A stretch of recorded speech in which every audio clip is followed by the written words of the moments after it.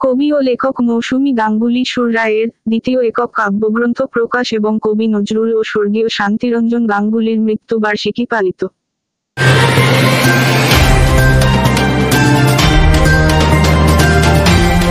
29শে August বৃহস্পতিবার বিকেল 5টায় central অ্যাভিনিউয়ের মধ্যস্থলে Nalini Guha শোভা ঘরে কবিসভা আয়োজিত এবং কবি ও লেখক মৌসুমী গাঙ্গুলী সুর রায়ের উদ্যোগে একটি সুন্দর অনুষ্ঠানের মধ্য দিয়ে তাহার দ্বিতীয় একক কাব্যগ্রন্থ প্রকাশিত হল। বইটির নাম যা কিছু আমার। সমরেশ রায় ও শম্পা দাস, CNTV, কলকাতা।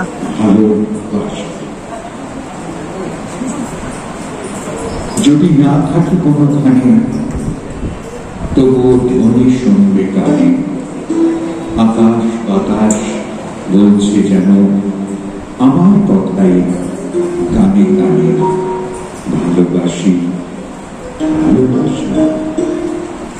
যদি খুঁজে না পাও কানের মাঝে, দেখা পাও সকাল সাজে, চেয়ে রাখো চাঁদের কোলে, হাসছে যেন ফুলে ফুলে, বলছে শুধু ভালোবাসি। যদি না থাকে কোনো কথা, গাইবে যে গান নীরবতা, আগুন বাতাস উড়িয়ে পাতা, এলো ছেঁড়া পাতা, বলবে শুধু ভালোবাসি। যখন ছড়বে শিশির রাঙা প্রাতে, জানবে আমি ভালোবাসাবে।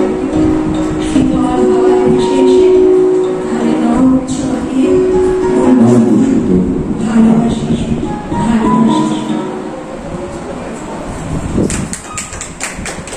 আজকে ভালোবাসার সাঁঝবেলা। আচ্ছা, মৌসুমী কবি বলব